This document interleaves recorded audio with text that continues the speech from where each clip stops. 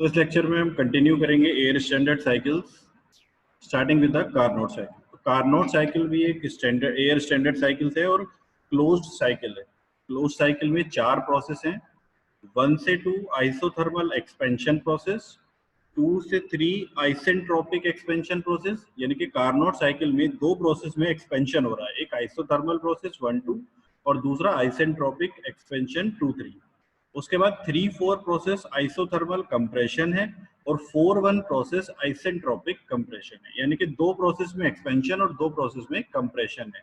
तो आइसोथर्मल है 2 प्रोसेस और 2 प्रोसेस आइसेंट्रोपिक है। तो अगर हम इसको टीएस डायग्राम पे देखें तो जहां से हमने साइकिल स्टार्ट की है process 1-2 that is isothermal process. तो आइसोथर्मल प्रोसेस टीएस डायग्राम पे एक हॉरिजॉन्टल लाइन होगा, तो ये बना हुआ है टीएस डायग्राम पे 1-2 प्रोसेस एक हॉरिजॉन्टल लाइन।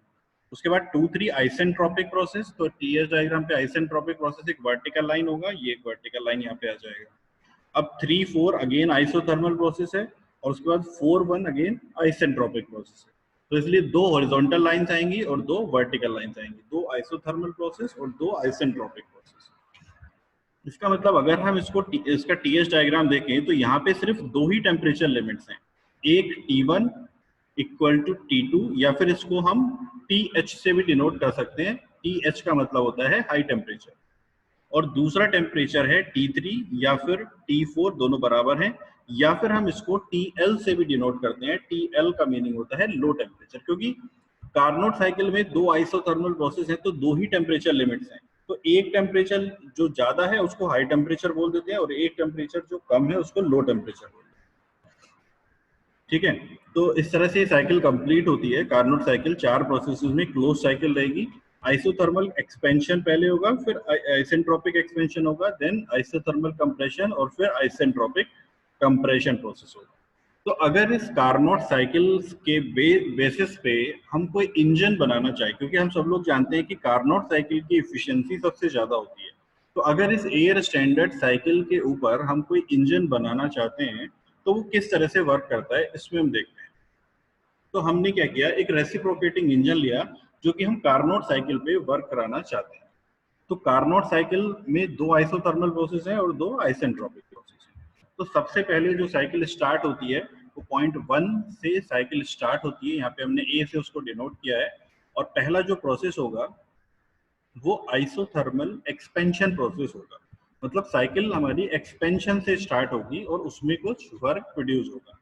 तो यहाँ पे हम देख रहे हैं, और वहाँ पे जो आइसोथर्मल प्रोसेस है टेम्परेचर लिमिट कैसी है, वहाँ पे हाई टेम्परेचर को हम दे रहे हैं, टेम्परेचर T1 T2 या फिर TH से उसको डिनोट कर। तो हाई टेम्परेचर लिमिट पे पहले एक्सपेंशन होगा आइसोथर्मली और फिर एक्सपेंशन होगा आइसेंट्रोपिकली। तो इसका मतलब ये है कि अगर हम कोई पिस्टन सिलेंडर अरेंजमेंट यहाँ पे ले रहे हैं, एक इंजन यहाँ पे बनाना चाह रहे हैं, तो वो पहले से ही अपने कंप्रेस्ड पोजीशन में होगा, तभी तो उसका एक्सपेंशन होगा। तो यहाँ इस ऊपर वाले डायग्राम में हमें दिख रहा है कि ये जो पिस्टन है वो ऑलरेडी अपनी कंप्रेशन पोजीशन में है। यहाँ पे इसमें कोई कंप्रेस्ड गैस है जिसकी एनर्जी की हेल्प से ये पिस्टन एक्सपेंशन में यानी कि टीडीसी से बीडीसी की तरफ मूव करना स्टार्ट करेगा। ठीक है, तो पहले क्या होगा, सबसे पहला जो प्रोसेस है आइसोथर्मल एक्सपेंशन है, यानी कि इस गैस यहाँ पे जो ये क्लियरेंस वॉल्यूम में जो ये गैस यहाँ पे फिल है, इस गैस के प्रेशर और टेम्परेचर की वजह से जो पिस्टन है वो एक्सपेंशन में यानी कि टीडीसी से बीडीसी की तरफ यहाँ पे मूव करता हुआ दिखाई देगा और टेम्परेचर कांस्टेंट रहेगा। तो पहला जो प्रोसेस है 1-2 जो AB से यहाँ पे हमने डिनोट किया है, उसमें अगर प्रोसेस में एक्सपेंशन होगा तो एक्सपेंशन होगा, इसका मतलब टेम्परेचर और प्रेशर डाउन होंगे। एक्सपेंशन में हमेशा टेम्परेचर और प्रेशर डाउन होते हैं। तो अगर आपको टेम्परेचर डाउन होगा और आपको ये प्रोसेस आइसोथर्मल रखना है तो उसके लिए आपको क्या करना पड़ेगा, उसमें हीट ऐड करनी पड़ेगी। तभी एक्सपेंशन की वजह से टेम्परेचर कम होगा, हीट ऐड करने की वजह से टेम्परेचर बढ़ेगा और उसका जो कंबाइंड इफेक्ट आएगा वो ऐसे रहेगा कि टेम्परेचर उसमें कांस्टेंट हो जाएगा। यानी कि टेम्परेचर को कांस्टेंट रखने के लिए आइसोथर्मल एक्सपेंशन प्रोसेस में आपको हीट ऐड करनी। तो इसका मतलब ये होगा कि 1-2 प्रोसेस जो आइसोथर्मल एक्सपेंशन है उसमें इस गैस के टेम्परेचर प्रेशर की वजह से पिस्टन एक्सपेंशन स्ट्रोक में पीछे की तरफ मूव करेगा, लेकिन आइसोथर्मल प्रोसेस को रखने के लिए यहाँ पे हम QH अमाउंट हीट इसमें ऐड कर रहे हैं। उसके बाद करीब 50% के आसपास एक्सपेंशन हमने आइसोथर्मल में कर लिया। उसके बाद हीट एडिशन यहाँ पे हम बंद कर देते हैं। अब हीट एडिशन बंद करने के बाद दूसरा जो प्रोसेस है इसी में एक्सपेंशन में ही, वो है आइसेंट्रोपिक प्रोसेस। आइसेंट्रोपिक का मतलब होता है रिवर्सिबल एडियाबैटिक, और एडियाबैटिक का मतलब होता है कि उसमें कोई भी हीट इंटरेक्शन अब नहीं होगा। एडियाबैटिक का मतलब क्या है कि सिस्टम से सराउंडिंग में या फिर सराउंडिंग से सिस्टम में कोई भी हीट इंटरेक्शन नहीं होगा। तो अगर हम चाहते हैं कि पिस्टन, ये जो सिलेंडर है, इसके अंदर हीट इंटरेक्शन ना हो, तो उसके लिए हमें क्या करना पड़ेगा, अब इसको इंसुलेट करना पड़ेगा। तो पूरे का पूरा सिलेंडर की वॉल्स है उसको इंसुलेट करना पड़ेगा। पहले हमें इंसुलेशन हटानी भी पड़ेगी क्योंकि हमें पहले हीट ट्रांसफर करना था आइसोथर्मल प्रोसेस में। तो अब हमें इस पूरे प्रोसेस को इंसुलेट, इस पूरे सिलेंडर को इंसुलेट करना होगा, तभी ये प्रोसेस आइसेंट्रोपिक हो सकता है। और बाकी का बचा हुआ जो एक्सपेंशन है, बाकी का बचा हुआ जो एक्सपेंशन है वो आइसेंट्रोपिकली हम कर पाएंगे। यानी कि जो एक्सपेंशन है वो दो पार्ट में होगा। पहला पार्ट आइसोथर्मल जिसमें हम हीट ट्रांसफर करेंगे, और दूसरा पार्ट आइसेंट्रोपिक एक्सपेंशन जिसमें हम इसको इंसुलेट कर देंगे। तो इस तरह से हमें यहाँ इस आइसोथर्मल एक्सपेंशन प्रोसेस में वर्क आउटपुट मिलेगा, और जो बाकी का बचा हुआ वर्क आउटपुट है वो आइसेंट्रोपिक प्रोसेस में मिलेगा। लेकिन आइसेंट्रोपिक प्रोसेस में हमें उसको इंसुलेट करना पड़ेगा ताकि कोई भी heat interaction system to surrounding या सराउंडिंग टू सिस्टम ना हो। उसके बाद क्या होगा, क्योंकि दूसरा आइसेंट्रोपिक जो प्रोसेस है उसमें एक्सपेंशन हो रहा है और हीट का इंटरेक्शन नहीं हो रहा, तो एक्सपेंशन होने का मतलब प्रेशर और टेम्परेचर अब यहाँ पे डिक्रीज कर जाएंगे। तो इस दूसरे वाला जो प्रोसेस है आइसेंट्रोपिक एक्सपेंशन प्रोसेस, उसमें इसका टेम्परेचर डाउन हो जाएगा, TH से चला जाएगा TL तक। उसके बाद क्या होगा, थर्ड प्रोसेस में आते हैं। थर्ड प्रोसेस में क्या होगा, थर्ड प्रोसेस अगेन जो है वो कैसा है, आइसोथर्मल प्रोसेस है, लेकिन अब आइसोथर्मल में अब क्या होगा, कंप्रेशन होगा। तो आइसोथर्मल कंप्रेशन करने के लिए हमें क्या करना पड़ेगा, जब क्योंकि हम कंप्रेशन करते हैं तो उसमें टेम्परेचर इंक्रीज होता है। किसी भी गैस का अगर हम कंप्रेशन करते हैं तो उसमें टेम्परेचर इंक्रीज होता है। तो उस टेम्परेचर को कांस्टेंट रखने के लिए हमें क्या करना पड़ेगा, इसमें हीट ऐड करनी पड़ेगी। तो तीसरे प्रोसेस में जिसमें हमें आइसोथर्मल कंप्रेशन करना है, तो कंप्रेशन में हीट रिजेक्ट करनी पड़ेगी इसमें। तो उसके लिए हमें क्या करना पड़ेगा, इसमें से हीट को रिजेक्ट करना पड़ेगा, क्योंकि आइसोथर्मल एक कंप्रेशन करते हुए इसमें जो है टेम्परेचर इंक्रीज होने की कोशिश करेगा, लेकिन उतनी ही हीट अगर हम रिमूव करते रहेंगे तो उसका जो टेम्परेचर है वो कांस्टेंट मेंटेन रहेगा। और अब कौन सा टेम्परेचर मेंटेन रहेगा, TL, क्योंकि आइसेंट्रोपिक एक्सपेंशन प्रोसेस जो इससे पहला प्रोसेस था उसमें इसका टेम्परेचर TH से TL ऑलरेडी पहुंच चुका है। तो इसका मतलब क्या होगा कि हमें इसमें से अब जो इंसुलेशन हमने पहले इसमें लगाई हुई थी, ये जो इंसुलेशन आपको दिख रही है, वो इंसुलेशन को हटाना पड़ेगा, और इस इंसुलेशन को हटा के यहाँ से जो हीट है वो रिमूव करनी पड़ेगी। तो TL टेम्परेचर रहेगा और हीट QL यहाँ से रिमूव होगी during the isothermal compression process. उसके बाद लगभग 50% के अराउंड आइसोथर्मल कंप्रेशन करने के बाद यहाँ से जो नेक्स्ट प्रोसेस आएगा वो होगा आइसेंट्रोपिक कंप्रेशन। तो आइसेंट्रोपिक अगेन अभी डिस्कस किया था, आइसेंट्रोपिक करने के लिए हमें वापस से जो हीट इंटरेक्शन है उसको बंद करना पड़ेगा और पूरे के पूरे सिलेंडर को इंसुलेट करना पड़ेगा। तो लास्ट प्रोसेस जिसमें बचा हुआ कंप्रेशन होगा उसमें कोई भी हीट इंटरेक्शन नहीं होगा, और बाकी का जो बचा हुआ कंप्रेशन है वो आइसेंट्रोपिकली होगा, जिसमें सिस्टम टू सराउंडिंग और सराउंडिंग टू सिस्टम कोई भी हीट इंटरेक्शन नहीं होगा, और टेम्परेचर जो है उसमें राइस, टेम्परेचर जो है उसमें फिर राइस कर जाएगा ड्यूरिंग द कंप्रेशन, TL से TH तक जाएगा। ठीक है, तो इस तरह से हमें एक साइकिल यहाँ पे बनानी पड़ेगी। तो इसका मतलब क्या है कि बार बार एक एक्सपेंशन और कंप्रेशन के दौरान हमें उसमें इंसुलेशन भी करनी है और हीट इंटरेक्शन भी करना है। और आइसोथर्मल प्रोसेसेस बनाने के लिए, आइसोथर्मल प्रोसेसेस मेंटेन करने के लिए प्रोसेस को इतना स्लो करना पड़ता है, लाइक इनफाइनाइटली स्लो, ताकि जो प्रोसेस है वो इतना धीरे धीरे हो या फिर पिस्टन इतना धीरे धीरे मूव करे कि उसका टेम्परेचर हम कांस्टेंट मेंटेन कर सकें। ठीक है, तो आइसोथर्मल प्रोसेसेस जो होते हैं वो बहुत ही स्लो होते हैं, और आइसेंट्रोपिक प्रोसेस जो होते हैं या फिर एडियाबैटिक प्रोसेस जो होते हैं जिसमें हीट इंटरेक्शन को हमें रोकना है, वो जो प्रोसेस होते हैं वो बहुत ही ज्यादा फास्ट होते हैं, क्योंकि हमें इतना तेजी में वो प्रोसेस करना पड़ता है कि हीट इंटरेक्शन को टाइम ना मिले। तो एक एक्सपेंशन में एक बार तो बहुत ही स्लो मूव कर रहा है लगभग 50% तक, और बाकी का 50% बहुत ही फास्ट मूव कर रहा है।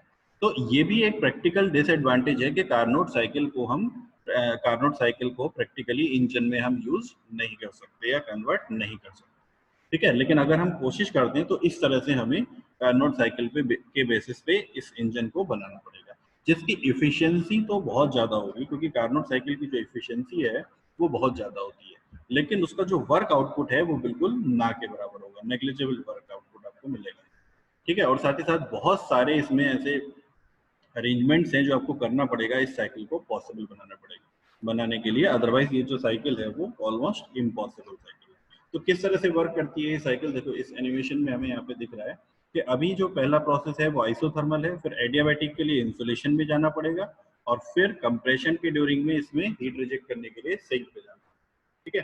तो एक ही जगह पे आपको इसमें सोर्स के साथ भी उसको कनेक्ट करना है, इंसुलेशन के साथ भी कनेक्ट करना है, और सिंक के साथ भी कनेक्ट करना है। सोर्स के साथ उसको इसलिए कनेक्ट करना है ताकि हम उसमें हीट ऐड कर सकें during the isothermal expansion process. Sink के साथ इसलिए ऐड करना है ताकि हम उसमें से हीट को रिजेक्ट कर सकें during the isothermal compression process. और इंसुलेशन भी उस पर लगानी है ताकि हम उसमें जो दो प्रोसेस जो है वो आइसेंट्रोपिक यानी कि रिवर्सिबल एडियाबैटिक मेंटेन कर सकें, ठीक है। तो इस तरह का इंजन बनाना ऑलमोस्ट इम्पॉसिबल है, जो कि हम प्रैक्टिकली देखते भी हैं कि नथिंग, जो कि हम प्रैक्टिकली देख भी चुके हैं कि अभी आज की डेट में प्रैक्टिकली कार्नोट साइकिल के ऊपर कोई भी इंजन वर्क नहीं कर रहा है, वो इसीलिए क्योंकि इसको बनाना ऑलमोस्ट इम्पॉसिबल, ठीक है। तो कोशिश भी हम इसलिए करने की कोशिश करते हैं क्योंकि इसकी जो इफिशियंसी है वो बहुत ज़्यादा होती है, ठीक है।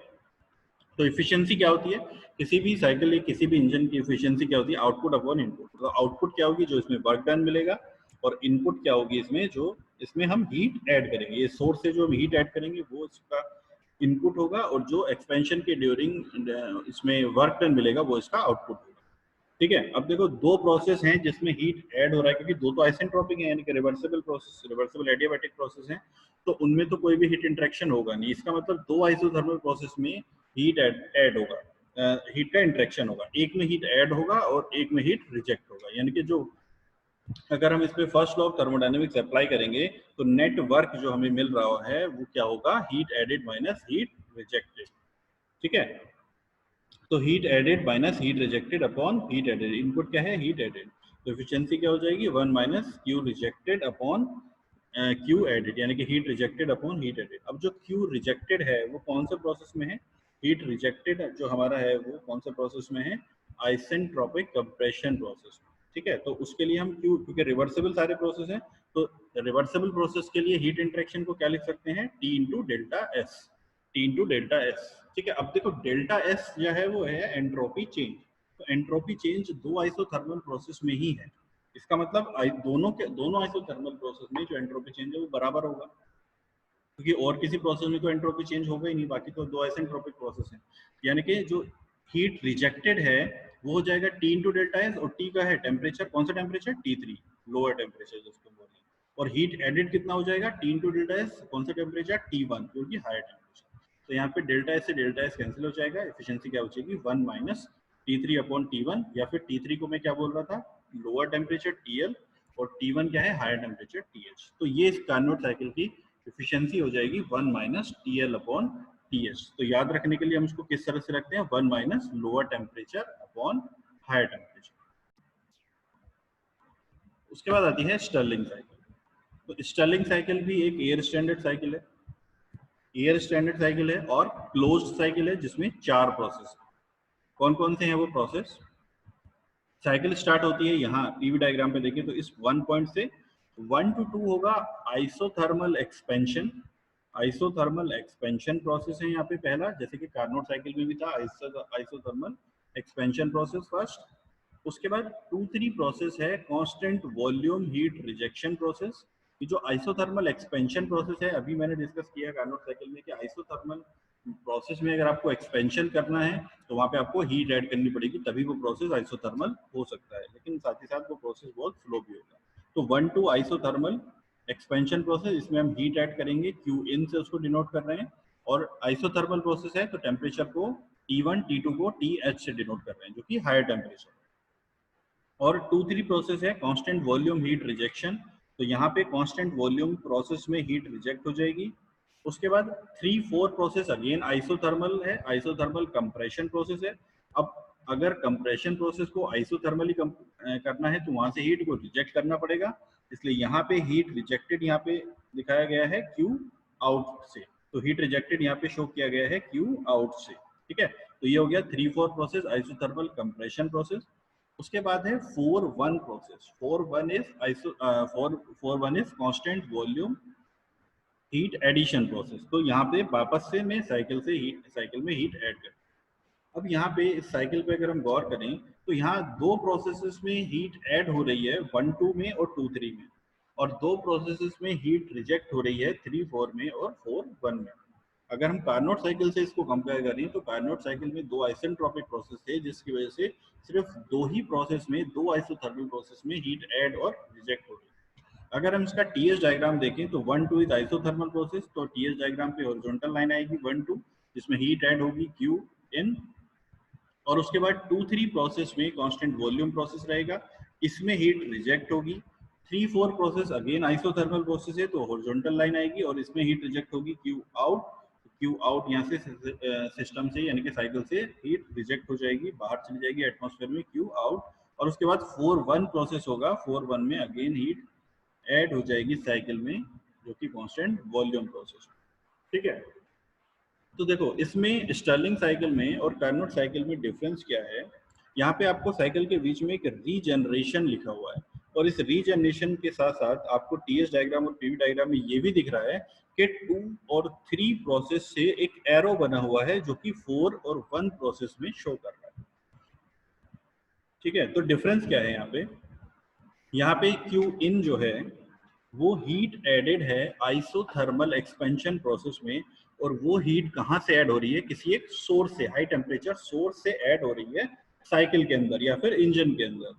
लेकिन 2-3 प्रोसेस जो है वो कांस्टेंट वॉल्यूम प्रोसेस है, और उस कांस्टेंट वॉल्यूम प्रोसेस में जो हीट रिजेक्ट हो रही है वो सराउंडिंग में नहीं जा रही है या फिर वो किसी सिंक में नहीं जा रही है, वो जा रही है एक रीजनरेटर में या फिर कह सकते हैं हीट एक्सचेंजर में, और उसको हम स्टोर करके रखते हैं कि हीट एक्सचेंजर या फिर रीजनरेटर जहां पे भी हम उसको स्टोर करते हैं that is the part of the engine या पार्ट ऑफ द साइकिल।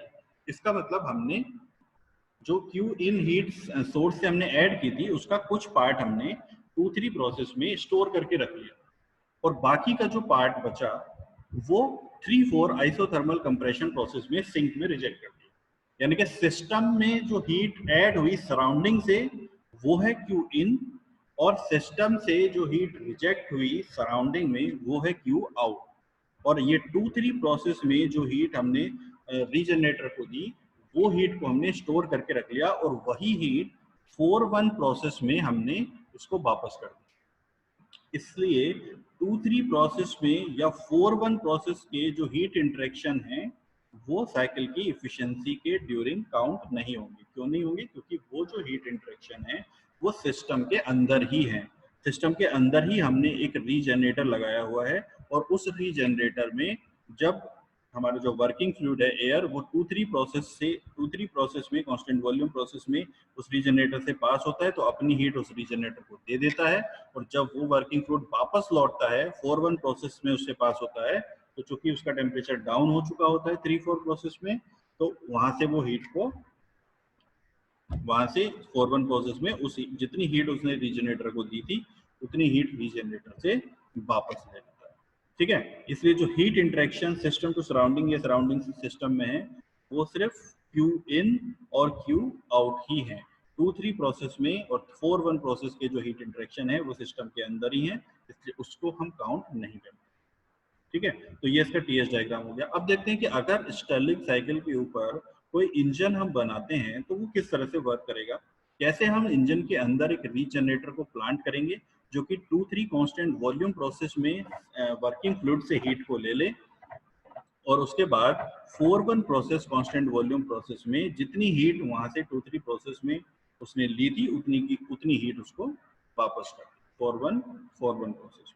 ठीक है, ताकि उसका जो टेम्परेचर है वापस से राइज होके 1 पॉइंट तक जा सके। ठीक है, तो एक हायर टेम्परेचर है एक लोअर टेम्परेचर है, तो पहले जो सिस्टम का जो साइकिल का जो टेम्परेचर है वो 2 पॉइंट से 3 पॉइंट तक डाउन होता है जब वो हीट अपनी दे देता है रीजनरेटर को, और वापस कांस्टेंट वॉल्यूम 4 पॉइंट से वापस जब वो रीजनरेटर से पास होता है तो उतनी ही हीट एक्सट्रैक्ट करके, क्योंकि देखो साइकिल में मास कांस्टेंट है और जो उसका एयर ही है यूज हो रहा है, तो अगर हम हीट ऐड की बात करें कांस्टेंट वॉल्यूम प्रोसेस में तो मास कांस्टेंट है, सीवी कांस्टेंट है, तो अगर हम उतनी ही हीट उसको वापस देंगे तो टेम्परेचर भी उतना ही राइज होगा जितना कि कम हुआ होगा।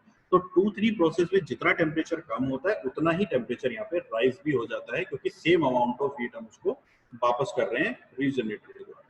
ठीक है, तो इस तरह से साइकिल वर्क करती है। अगर इंजन इसके ऊपर कोई वर्क करेगा तो वो किस तरह का होगा, देखिए यहाँ पे एक हीट सोर्स है, तो 1-2 प्रोसेस यहाँ से स्टार्ट होता है। देखो इधर वाली साइकिल से यहाँ पे 1-2 प्रोसेस में स्टार्ट हो रहा है, तो 1-2 प्रोसेस में क्या होगा, साइकिल में हीट ऐड होगी, साइकिल में हीट यहाँ पे ऐड हो जाएगी, और उसके बाद में क्या होगा, ये दोनों में काम करेगा। जैसे यहाँ पे लिख रहा है ना वैसे यहाँ पे भी लिखेगा। तो यहाँ पे मैंने सिर्फ एडेड दिखाया और यहाँ पे सिर्फ रिजेक्टेड दिखाया, लेकिन इसका मतलब ये नहीं है, यहाँ पे भी हीट ऐड हो रही है और यहाँ पे भी हीट रिजेक्ट हो रही है। तो यहाँ से स्टार्ट करते हैं साइकिल को 1-2 से। 1-2 प्रोसेस में अभी हमने देखा पीवी डायग्राम में क्या है, आइसोथर्मल प्रोसेस है जिसमें की हीट ऐड होगी फ्रॉम द हीट सोर्स। तो हीट सोर्स में ऐड होगी लेकिन टेम्परेचर कांस्टेंट रहेगा। तो कांस्टेंट टेम्परेचर में हीट ऐड होगी और क्या होगा, एक्सपेंशन होगा इसका पहले एक्सपेंशन होगा और उसमें हीट ऐड भी होती रहेगी। उसके बाद 2-3 कांस्टेंट वॉल्यूम प्रोसेस में क्या होगा, एक्सपेंशन तो पूरे का पूरा एक ही प्रोसेस में हो जाएगा, यहाँ पे 2 प्रोसेस में नहीं होगा कार्नोट साइकिल की तरह।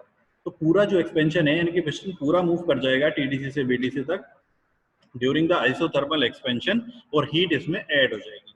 उसके बाद अब वॉल्यूम तो कांस्टेंट रहेगा, उसी कांस्टेंट वॉल्यूम के ड्यूरेशन में 2-3 में जो वर्किंग फ्लूइड है, क्योंकि उसका एक्सपेंशन तो हो गया तो हीट हमने उसमें ऐड कर दी। तो 2-3 प्रोसेस में ये जो रीजनरेटर है, देखिए 2 से 3 तक की जो लाइन है वो रीजनरेटर यहाँ से पास हो रहा है यहाँ से, और अपनी जो हीट है वो ट्रांसफर कर देगा इस रीजनरेटर को।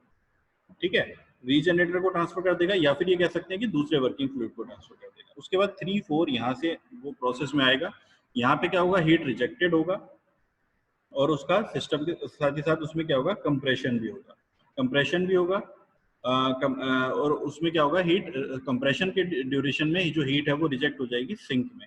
और उसके बाद ये जो वर्किंग फ्लूइड है ये वापस जाएगा, यहाँ से हीट को कैच कर लेगा और उसके बाद में ये जो टेम्परेचर है उसका वापस से राइज कर जाएगा।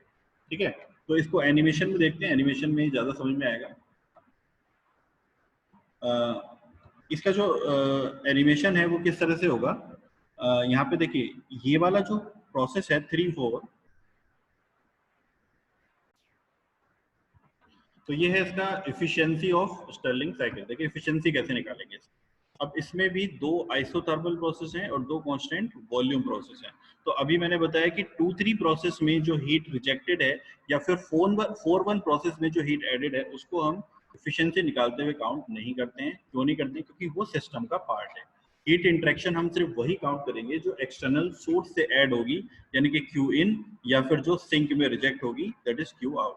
तो एफिशिएंसी क्या होगी, W net upon Q one. W net को क्या लिख सकते हैं, क्योंकि देखो इसमें भी अगर हम देखें तो सिस्टम से सराउंडिंग में जो हीट इंटरेक्शन है वो सिर्फ 2 ही प्रोसेस में है, आइसोथर्मल एक्सपेंशन में और आइसोथर्मल कंप्रेशन में। आइसोथर्मल एक्सपेंशन में हीट ऐड हो रही है और आइसोथर्मल कंप्रेशन में हीट रिजेक्ट हो रही है।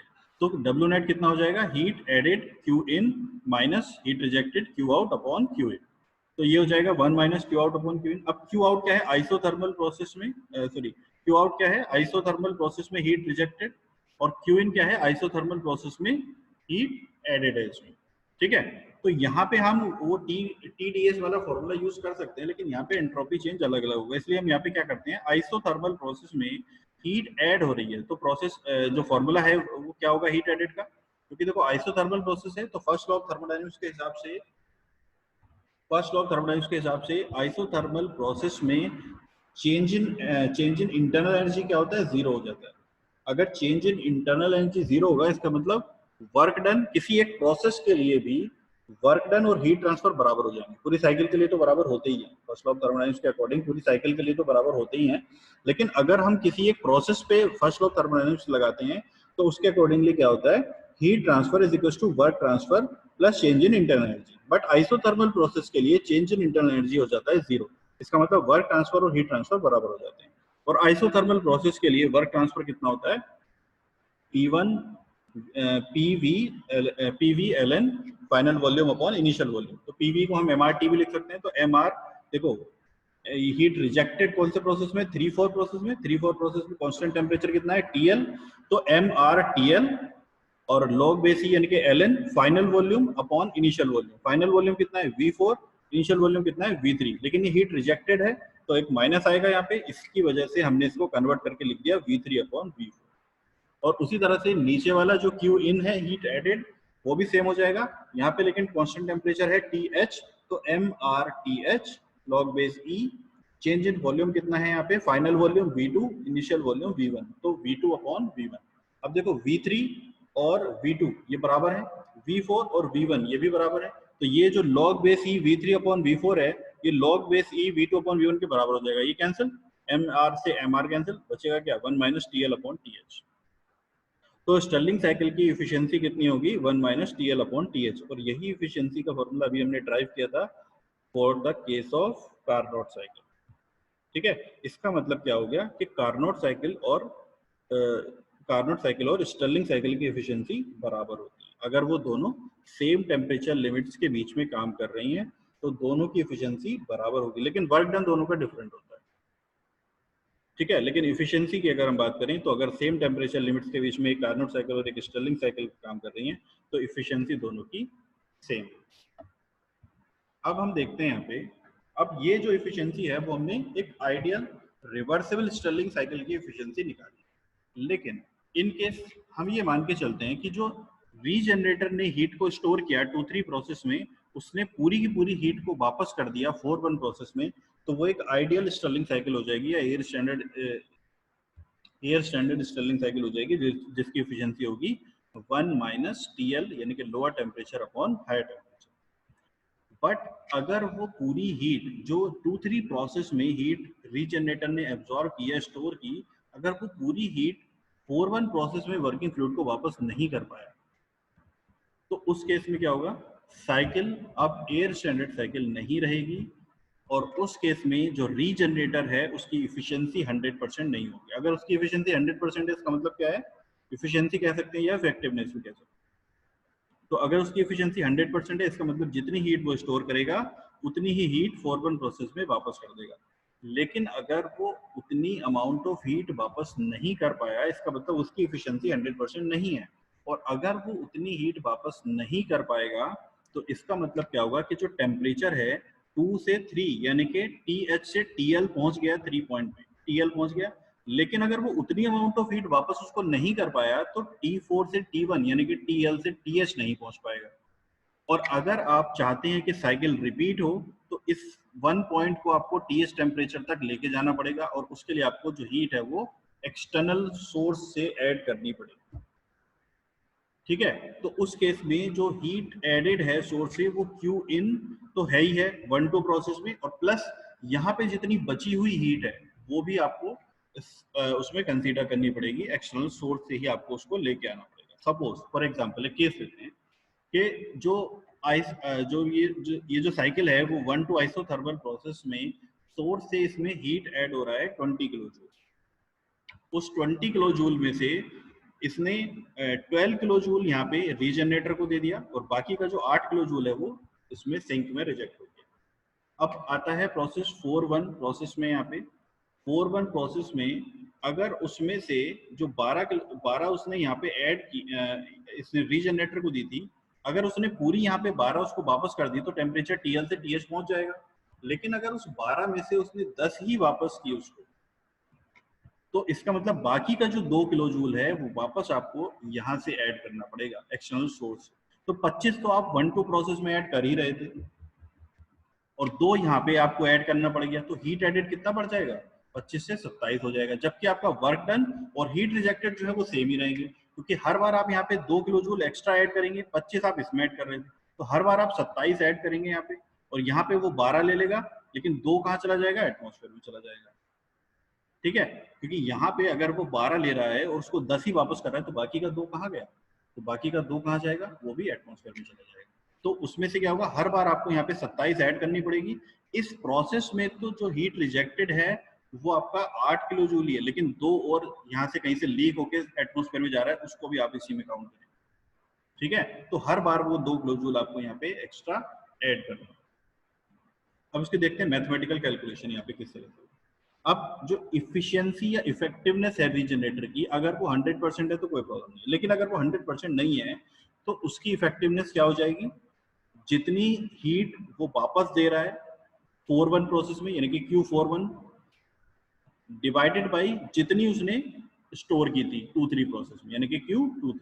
ठीक है, तो आउटपुट कितना दिया, Q41 प्रोसेस में जितना आउटपुट दिया उसने, यानी कि आउटपुट मतलब जितनी हीट वापस की, और 2-3 प्रोसेस यानी कि जितनी उसने ली थी, तो Q41 अपॉन Q23। अब Q41 क्या है, constant volume process, 41 constant volume process, 23 constant volume process. 41 is constant volume process में जो हीट ट्रांसफर है वो क्या होता है, mCv delta T.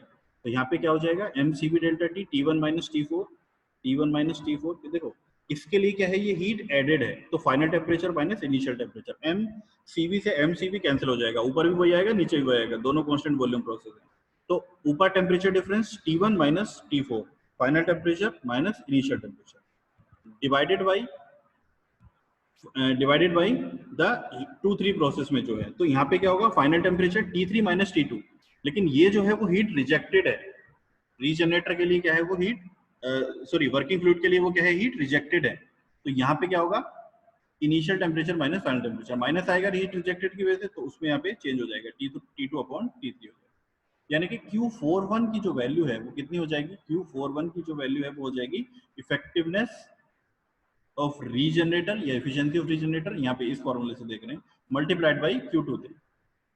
Now external heat added during process 4-1, अभी हमने देखा 4-1 में अगर यहाँ पे 12 किलो जूल 2-3 में लेता है और उसमें से 10 वापस करेगा तो कितनी हमें ऐड करनी पड़ेगी, 2। तो उसके लिए हम देख रहे हैं, तो जो ऐड हम 2 किलो जूल हम यहाँ पे ऐड कर रहे हैं उसको हम Q डैश से डिनोट कर रहे हैं। तो for external heat added during process 4-1 Q dash will be, कितना होगा, जितनी 2-3 में उसने ली Q23 माइनस Q41 जितनी उसने वापस कर दी। भाई अगर उसने 12 किलो जूल ली और उसमें से 10 वापस कर दी तो 12 माइनस 10 ही तो होगा ना, जो एक्स्ट्रा में ऐड कर रहे हैं। तो Q dash is equal to क्या हो जाएगा, Q23 यानी कि 12 माइनस Q41 यानी कि 10। तो ये 2 किलो जूल हमें यहाँ पे एक्स्ट्रा ऐड करना है। उसके बाद तो यहाँ पे Q डैश कितना हो जाएगा, Q23 को हमने ऐसे ही लिख के रहने दिया, Q41 को हमने क्या लिख दिया, इस वाले फॉर्मूले से। यहाँ पे देखिए Q41 की वैल्यू हमने एप्सिलॉन रीजनरेटर यानी कि effectiveness of regenerator into Q23, ये वैल्यू यहाँ पे पुट कर। तो Q डैश यानी कि एक्स्ट्रा हीट जो हमें ऐड करनी पड़ रही है वो कितनी हो जाएगी, Q23 यहाँ पे कॉमन ले लिया, Q23 कॉमन लेने के बाद क्या बचा यहाँ पे, 1 माइनस इफेक्टिवनेस ऑफ रीजनरेटर। ठीक है, तो ये क्या आ गया Q डैश। Q डैश क्या है, जितनी हीट हम एक्स्ट्रा ऐड कर रहे हैं साइकिल के अंदर। तो अब नई साइकिल की एफिशिएंसी क्या बन जाएगी, हीट एडेड कितना हो गया, Q in plus Q dash, heat added क्या हो गया, Q in plus Q dash, minus heat rejected कितना हो गया, Q out plus Q dash, क्योंकि अभी मैंने बताया कि वो हीट कहीं ना कहीं एटमॉस्फेयर में तो जा रही है, तो Q out plus Q dash upon Q in plus Q dash. तो ऊपर का Q डैश से Q डैश कैंसिल, क्या बचा, Q in minus Q out upon Q in plus Q dash. ठीक है, अब Q डैश की वैल्यू अभी हमने फाइंड आउट की है, तो ये हो जाएगा Q in minus Q out upon Q in plus Q23 1 minus effectiveness of regenerator. तो that is the efficiency of Stirling cycle, efficiency of practical Stirling cycle, जो कि एक एयर स्टैंडर्ड साइकिल को ना लेके हम ये एज्यूम कर रहे हैं कि जो रीजनरेटर की इफिशियंसी है अगर वो 100% इफेक्टिवनेस है वो 100% नहीं होगी तो फिर साइकिल की इफिशियंसी को हम कैसे कैलकुलेट करेंगे। और अगर उस रीजनरेटर की इफिशियंसी 100% होगी तो फिर उसकी जो इफिशियंसी है स्टर्लिंग साइकिल की जो इफिशियंसी है वो कार्नोट साइकिल की इफिशियंसी के बराबर होगी।